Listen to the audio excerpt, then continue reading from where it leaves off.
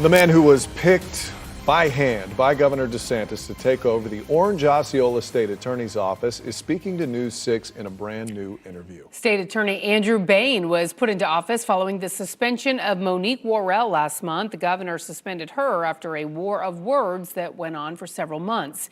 News 6's Catherine Silver is sitting down with the new state attorney and hearing how he plans to lead differently.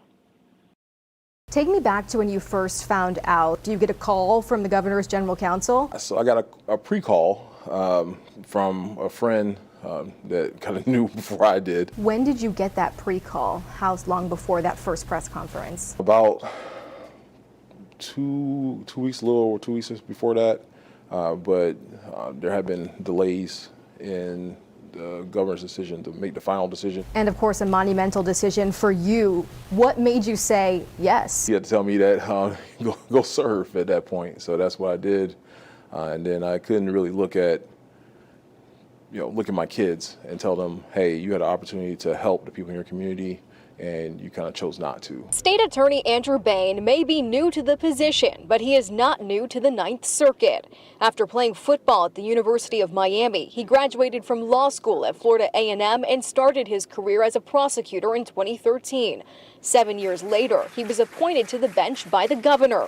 A reminder that his new role is also the result of the governor's choices. Do you think you have a tougher approach than Monique Worrell when it comes to prosecuting cases? I'm not sure. I don't know fully her approach. I can only see what I saw from when I was sitting on the bench. I was on a campaign trail last year, and there are a lot of questions about, what's going on in our community, what's going on with the violence. Bain also spoke with us about the toll violence is taking on the youth. What he says is a criminal justice problem, an education problem, a community problem. What does that say about our community? I think it says that we can do better. I think that my office, I have a focus on doing better. So even in this past week, I've been meeting with community partners to say, hey, look, this is a problem in our community that you may not know about, but if you can help me fill this gap, I can help save some of these kids. You talk about being tough on crime, but you also talk about rehabilitation. Right. So how do you find a balance? It's easy. The law lets you know. The law has always been tough on violent offenders. There's a line that the law has drawn in the sand against violent crime in our community.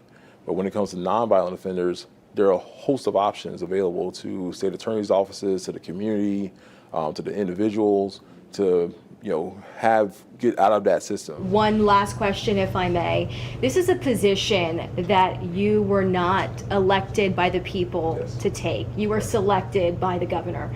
How do you earn the public's trust? Doing the work. We're going to show them exactly what we're made of, who we are, what we can do as a community. And I think when that's all said and done, they make a choice. And we asked the state attorney what choices he would make when cases come across his desk, like the shooting death of a 6-year-old girl on Poppy Avenue last week. I'll share more about how he plans to handle the prosecution of that case when I see you back here at 6 o'clock. In Orange County, I'm Catherine Silver, getting results, News 6.